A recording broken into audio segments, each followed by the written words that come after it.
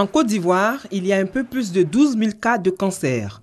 30 femmes sur 100 000 sont potentiellement atteintes du cancer du sein chaque année dans notre pays. Pour remédier à cette situation, le ministère de la Santé et de la lutte contre le sida, en collaboration avec le Programme national de lutte contre le cancer, organise la journée de consultation gratuite et de prévention du cancer. Une journée positive puisque de nombreuses personnes sont venues, certaines déjà malades du cancer et d'autres juste pour savoir. Quand j'ai touché quelque part, je vois que une petite boule, j'ai touché ici, c'est un peu ici. Oui, j'ai dit bon, je vais venir voir, peut-être que c'est un cancer, peut-être que c'est quelque chose. Si c'est autre chose aussi, on ne sait pas. Une journée de sensibilisation qui a mobilisé des médecins, tous des volontaires venus pour mieux informer la population sur le cancer, un mal qui progresse en Côte d'Ivoire. On a trouvé des personnes qui sont venues parce qu'elles avaient des douleurs au sein, sans forcément avoir de boules dans le sein. Il y avait des personnes aussi qui avaient des boules. On les a rassurées en leur disant que ce n'est pas forcément un cancer, mais on ne sait jamais, il faut faire des examens. Il y a des patients qui ont un cancer déjà connu et qui sont venus pour des orientations sur leur traitement. On attendait pour la journée d'aujourd'hui au moins 50 personnes. À 11h30, on était déjà à 43 personnes. Lorsqu'une personne de plus de 30 ans présente des troubles qui persistent dans la durée, c'est-à-dire même au-delà de 3 mois, il faut systématiquement consulter. Et cette consultation va être suivie d'explorations complémentaires. Pour cette journée de consultation et de dépistage, on a enregistré de nombreux cas de cancer du sein. Ensuite, celui du foie et de la prostate. Le paludisme, première cause des consultations dans nos hôpitaux, un véritable problème de santé publique en Côte d'Ivoire. Et pour faire face à ce fléau, le ministère de la Santé et de la lutte contre le sida a élaboré des stratégies, parmi lesquelles la campagne de distribution gratuite des Milda, les moustiquaires imprégnés d'insecticides à longue durée d'action. Un véritable soulagement pour la population pour qui ni la foule encore moins les bousculades n'ont été un obstacle à cette première journée comptant pour la deuxième phase de distribution. Ouais, je suis très heureuse. Je suis contente même. Parce qu'il y a trop de moustiques. Ça va éviter d'avoir le palud. Pour les enfants aussi. Ils vont éviter aussi d'avoir le palud aussi. Comme ici à Koumassi Campement et à Yopougon-Jesco, ce sont 4 millions de moustiquaires imprégnés qui seront distribués dans les 2 régions sanitaires d'Abidjan. Les autorités ont pris la pleine mesure de la gravité de la situation et elles entendent faire au mieux pour protéger la population au cours de cette phase. Donc au cours de notre intervention, on a essayé de donner les bienfaits de se coucher sous le moustiquaire. Et on a fait sentir à la population le but même de cette distribution. Cette deuxième phase de la deuxième campagne de distribution des moustiquaires imprégnés, lancée ce 27 mai, va se poursuivre jusqu'au 2 juin prochain.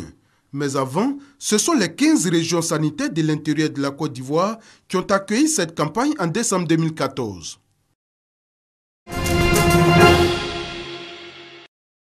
La difficile scolarisation de la jeune fille, un problème que veut résoudre la fondation de l'ex-président nigérian Olusegun Obasanjo.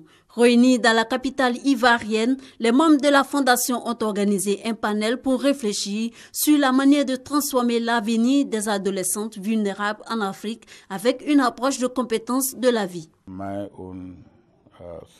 J'ai pour exemple ma propre sœur, ma jeune sœur, qui de toute sa vie n'a eu droit à l'éducation que pendant une seule année. Et elle a été, mon père a décidé de la mettre à l'école. Et puis par la suite, 1 an après, il est venu et il s'est dit, de toute façon, scolariser une fille, l'aboutissement, c'est qu'elle finira dans une cuisine, qu'il fallait que je fasse quelque chose. Tout comme le Nigeria, la Côte d'Ivoire aussi a du mal à lutter contre le fléau de non-scolarisation de la petite fille. La ministre Anne-Désirée Oloto a donc salué l'initiative de l'ex-président nigérien. C'est une fierté de savoir que l'ancien président du Nigeria, Olusegun Obasanjo, est à la tête d'une si forte fondation et s'est engagé donc aux côtés des gouvernements à mieux encadrer les jeunes filles, à mieux sensibiliser et à faire en sorte que la jeune fille soit un peu plus protégée. Quant aux panélistes, ils ont souhaité que la situation de la femme s'améliore et pour y arriver, il faut envoyer les filles à l'école. Ce qu'il faut faire pour que les jeunes filles soient autonomisées, c'est que les gouvernements mettent des politiques en place, mais que ces politiques soient mises en œuvre. J'ai retenu que la jeune fille est un poids essentiel dans nos communautés, en Afrique, même dans le monde entier. Donc il ne faut pas écarter la jeune fille au profit du jeune garçon. La fondation Olusegun Obasanjo a été créée en 2013 à Londres. Elle œuvre à l'autonomisation des jeunes, au renforcement de la sécurité humanitaire et à la prise en charge des plus défavorisés. Lourdes, au sud-ouest de la France, ne désemplit pas. Cette commune est réputée comme un lieu de pèlerinage par excellence parce que la Sainte Vierge Marie est apparue d'usufruit à Bernadette Sibirous. Cette jeune fille a appris de ses parents l'amour de Dieu. Chaque année, plusieurs organisations y effectuent des pèlerinages. Ce 57e pèlerinage militaire international a regroupé plus de 12 000 pèlerins venus de 43 pays, dont la Côte d'Ivoire. Cette rencontre a été marquée par une messe d'action de grâce à la basilique Pie X de Lourdes. L'enseignement que nous avons reçu autour du thème principal, qu'as-tu fait de mon frère? L'enseignement général qu'il faut tirer de ce thème est que la vie est à préserver par tous les moyens. Et c'est ce que le Christ, par la Vierge Marie, nous demande. Dieu lui-même qui a créé toutes choses, et c'est à lui que nous devons notre existence. Et donc il est important pour les militaires que nous soyons à ce rassemblement, qui est un lieu d'amour. Demandez surtout de plutôt construire au lieu de détruire. Messe au cours de laquelle les militaires malades n'ont pas été oubliés. Seul Dieu peut parfois nous guérir. L'Église a reconnu beaucoup de guérisons, je dirais miraculeuses. Beaucoup restent dans l'ombre. Nous, au vu de cela, sommes venus aussi par le peu de foi que nous avons pour bénéficier de cette guérison miraculeuse. Plusieurs intentions de prière ont été également dites pour implorer la miséricorde du Tout-Puissant sur les pèlerins militaires. Pour ce 57e pèlerinage militaire international, 67 pèlerins composaient la délégation ivoirienne. Station essence fermée, chute des cours du pétrole. Le futur président du Nigeria, Muhammadu Buhari, qui prendra officiellement ses fonctions vendredi, hérite d'un pays sinistré. À Lagos, capitale économique du Nigeria, l'électricité est quasi inexistante. Les générateurs pullulent dans les rues pour alimenter les commerces. Igwe vend des chaussures. Il espère que le président va améliorer son quotidien. Dans mon magasin, ici, nous sommes alimentés au diesel. Il n'y a pas de lumière tous les jours. Et dans mon village, les gens souffrent. Pas de travail, pas de bonnes écoles, pas de bonne nourriture ni d'hôpital décent. Les défis du nouveau président sont immenses. Muhammadu Buhari a fait de la lutte contre la corruption son principal argument de campagne. Un sujet sans... Nous sommes conscients qu'il y a beaucoup de corruption dans l'industrie du pétrole et nous espérons que la première chose qu'il fera sera de s'attaquer à la corruption et au pouvoir.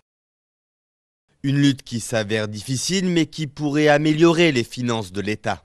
Si vous combattez la corruption et que vous ajustez tout cela, vous réduirez les dépenses du Nigeria d'au moins 30%. Au moins un tiers de l'argent produit par le Nigeria est volé. Si vous vous attaquez à cela, vous augmentez de 30% vos revenus. Autre défi de taille, la guerre contre Boko Haram. Ancien militaire, Muhammadu Buhari a promis de mettre fin à l'insurrection islamiste qui a tué plus de 15 000 personnes. Malgré la reprise par l'armée d'une grande partie du nord-est du pays, les Nigérians veulent voir les efforts se concrétiser. Boko Haram est déjà combattu. L'armée a déjà remporté plusieurs succès dans la zone de Boko Haram.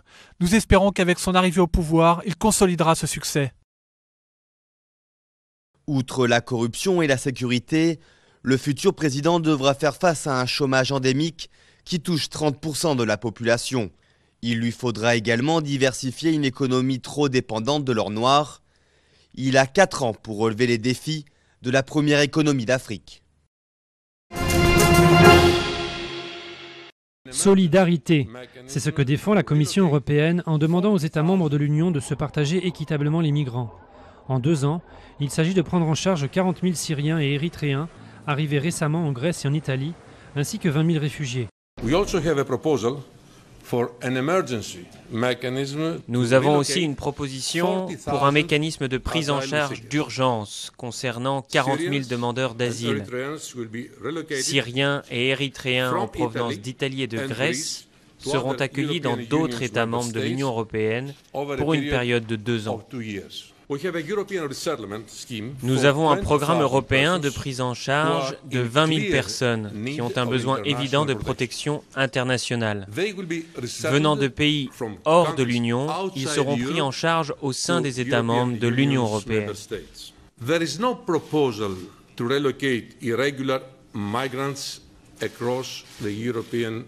Il n'est pas question de répartir des migrants en situation irrégulière à travers l'Union européenne. Nous ne proposons pas de quotas. C'est un mot que nous n'aimons pas et que nous n'avons jamais utilisé. Tout ceci vise à assurer la solidarité, mais il revient à chaque État membre de décider à combien de personnes il souhaite accorder le statut de réfugié. La France devrait ainsi accueillir 9 127 migrants. Sepp Blatter sous pression maximale alors que la FIFA est ébranlée par un scandale de corruption sans précédent. Vilipendé par la presse mondiale, le président de l'instance du football mondial, qui briguera à 79 ans un 5e mandat vendredi, doit prononcer ce soir un discours très attendu. Mais avant, la journée s'annonce animée avec une réunion de l'UEFA qui conteste la tenue de cette élection et prône un changement de leadership. La FIFA a été frappée mercredi par un double séisme judiciaire avec l'arrestation de 7 responsables soupçonnés de corruption et la perquisition de son siège en raison de soupçons sur l'attribution des Coupes du Monde à la Russie et au Qatar. B.B. King, le roi du blues, est retourné dans son royaume. La ville de Memphis a rendu un dernier hommage au guitariste de légende qui s'est éteint à Las Vegas le 14 mai à l'âge de 89 ans. Le bluesman noir y avait fait ses armes à la fin des années 40 avant de devenir une légende planétaire aux côtés de l'autre King local, Elvis Presley. À la fin de la procession, la dépouille de B.B. King a été symboliquement acheminée vers l'État du Mississippi, le berceau du blues où il est né et où il sera inhumé samedi.